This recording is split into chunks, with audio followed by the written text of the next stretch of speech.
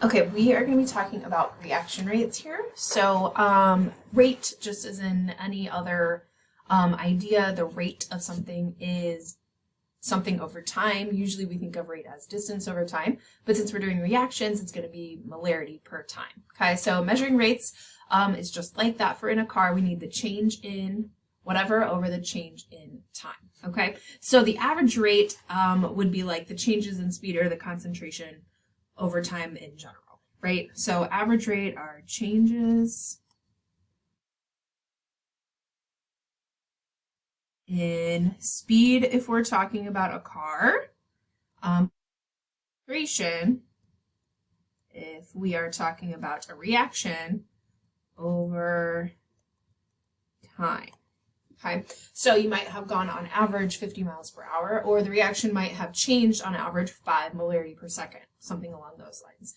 The instantaneous rate, however, may be different. Like if you had an average of 60 miles per hour, maybe it's sometimes you were going 50, maybe it's sometimes you were going 70, and that would average to 60. So the instantaneous rate is the rate that you're going at a specific time, right? So instantaneous rate is, and the way to actually find this if you don't know or have taken is really by calculus, and we won't be doing the calculus in this class, don't worry. But that's how you actually find the instantaneous rate if you have something that's changing over time. So instantaneous rate would be found with calculus. Again, I'm not going to go over that because we are not going to do that in this class.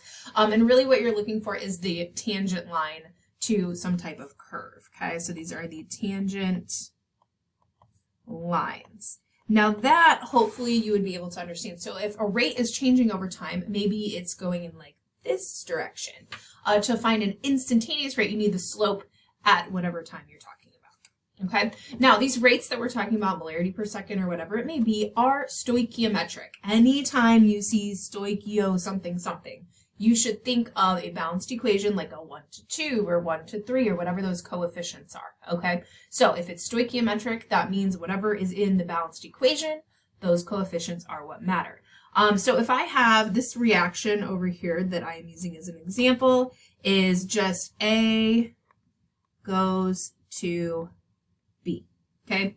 1-to-1 ratio, 1-to-1 reaction. You'll notice B increases because that is the product. So over time, the amount of B increases, and A decreases over time because it's being used up. It's the reactant. Okay, so A to B.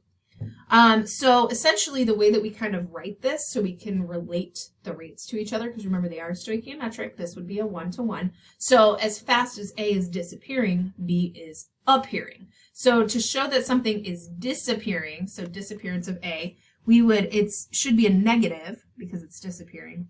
So negative change in, right, triangle means change in concentration of A, brackets mean molarity, over change in time. Now this should be equal in this specific case to the appearance of B. So the change in, that one would not be negative, concentration of B over change in time. Okay, so in this case, right, I said these would be equal because it's a 1-to-1 ratio. So the negative change in concentration of A over the change in time equals, again, in this case, change in concentration of B over change in time. Okay, and those are how the rates are going to compare. Now, if it has a different ratio, so they have 1 to 2 or 1 to 3 or whatever, those numbers also need to be incorporated in here. Okay, so I've got an example here, or an equation here that kind of shows you, this is our generic rate equation. Okay, so this generic rate equation is for this generic equation. So the small letters in this case stand for the coefficients. So little a plus b makes c plus d. So the small letters are the coefficients. So if my coefficient was 2 for A, 2 would go right here. Okay, B, if my coefficient was 3, then 3 would go right here.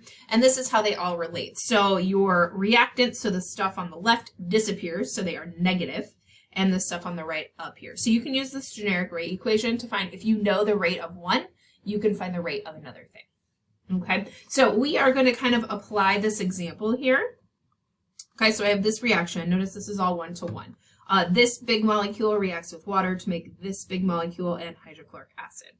Okay, so I've got all of this data, which might be kind of hard to tell what's going on. So we're going to break it down over time. So I took the concentration of this molecule every 50 seconds. So it's like, okay, so after 50 seconds, this is how much is left. After another 50 seconds, this is how much is left. And to find the rate, I did the change in concentration over that 50 seconds. So the rate actually changes over time. It's not a constant rate. And this is actually very representative of most chemical reactions. They don't usually react in a linear relationship. Sometimes they do. But a lot of the time we're going to get this rate that's changing over time. Okay, so the rate is actually slowing down, right? 1.9 molarity per second, 1.7, so on and so forth. So you should be able to notice from this data what is actually happening to the rate over time. It is slowing. So this reaction is not happening at a constant rate. Okay, again, very typical that you will see something like this. Okay, so if this ratio, so what would you expect if the ratio is not 1-to-1? Oh, this is a separate question for you. Okay, so this was our 1-to-1. Okay, how would this graph here look different for a 1-to-2 or a 1-to-3? Okay, so let's kind of think about that. I would, if I'm graphing this, I've got time and molarity. If one is disappearing, so my reactant A is disappearing at this rate. Sorry, my pen made it a little jiggly there. Say this is my A. Okay. If my B is appearing at a much slower rate or a much faster rate, I'm going to get a bigger change. So let's say B is appearing way faster. Okay. You can see at the beginning, B is increasing at a much more drastic rate. It's kind of a way to look at that.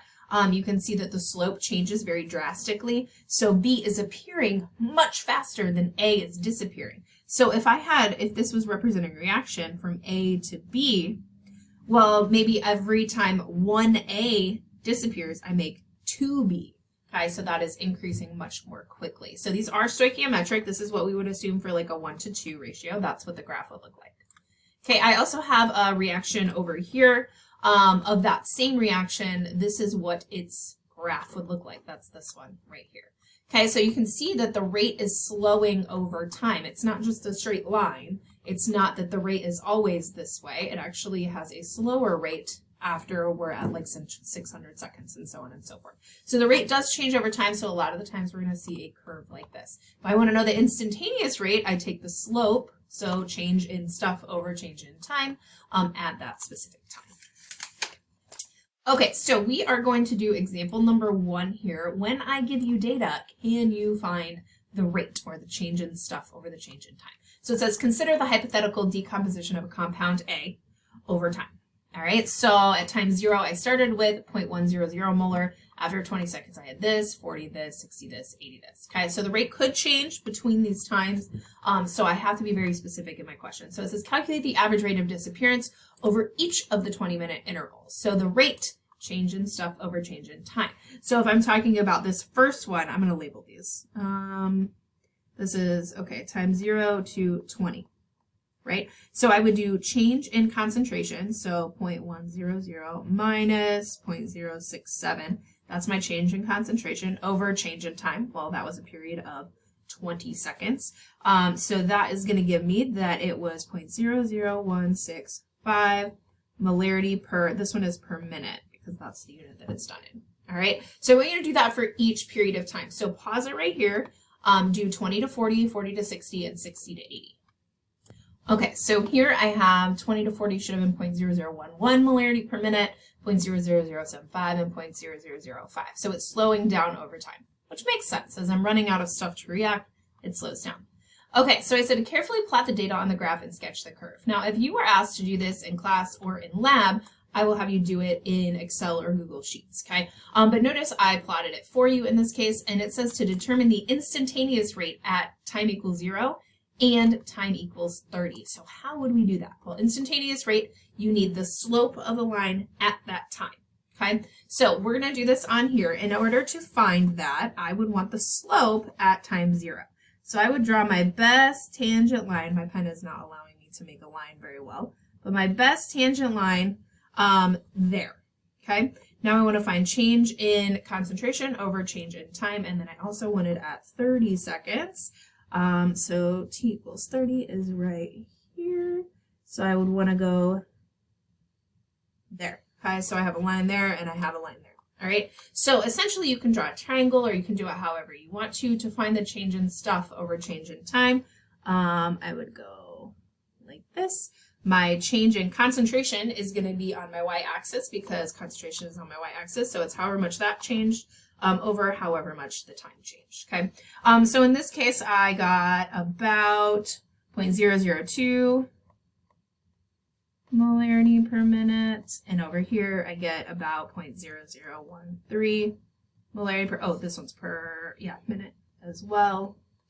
Okay, so it does change over time. Now to do this, it's really an estimation, so you would have gotten something around this, okay? So graphically, that's essentially how this works. So I do want to go on to example number 2 here. It says the overall decomposition of N2O5 occurs by the reaction below if the rate of decomposition measured to be 4.2 times 10 to the negative second molarity per second. And then what is the rate of appearance of the O2, there we go, and the NO2. So remember I said it's stoichiometric. You might be able to figure this out really easily by looking at this reaction, okay? If N2O5 is disappearing at this rate, well, this is a 1-to-2 ratio, so NO2 should be appearing at twice that rate, okay? If this is a 2-to-1 ratio, oxygen should be appearing at half that rate. Okay, so you can probably do this pretty easily without showing all of your work, but I am, of course, going to show all of my work. So what I would do is I would say, well, this equals my N2O5 rate. So I'm just going to write down what I know from the problem. Okay, so I know that the change in N2O5 over the change in time is 4.2 times 10 to the negative 7th molarity per second. Okay, that's what it is. Now I can use my reaction from the previous page, remember that A, B, B, C, C, D, D thing, in order to find the rate of other things. So let's do for O2 first. Okay, so essentially, since I know this rate, I can use the O2 ratio in here. Okay, so it's like the coefficient of N2O5 and the rate of O2. So I want to know change in O2 over change in time. It's not going to be equal to the N2O5 over change in time because of those numbers that we have to incorporate from the coefficients. Okay, so the coefficients, oxygen has a coefficient of, where'd my reaction go? 1, there. Okay, so it's really just a 1 over 1 equals, so I've got my rate of N2O5, 4.2 times 10 to the negative 7th molarity per second, but I also need its coefficient. Here, I'm gonna put that in parentheses. N2O5's coefficient is 2, so it goes like 1 over 2. Now, I know one should be negative and one should be positive. We're talking about appearance and disappearance, but we really just want to know the rate. So you can leave the negative out if you want to. So essentially, it's this rate equals half of this rate. Okay, so you're going to end up with the rate of O2 is 2.1 times 10 to the negative 7th. And you can do the same thing for the NO2. You would do my N2O5, so you would do like 1/2 of the N2O5 because it has a coefficient of 2 times to the negative 7th molarity per second equals, and then we need our coefficient for NO2, 1 over 4, its coefficient of that you're looking for, right? The rate change in NO2 over change in time. Okay, so you will end up getting 8.4 times 10 to the negative 7th because it should be twice as fast as this. Okay, so again, you probably could have done that in your head. You did not have to write out all the steps, especially if I'm looking for that.